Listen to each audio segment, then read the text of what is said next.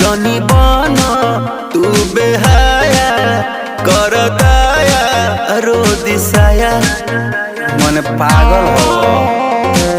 अरे हट ना कन बलिया उठल लिया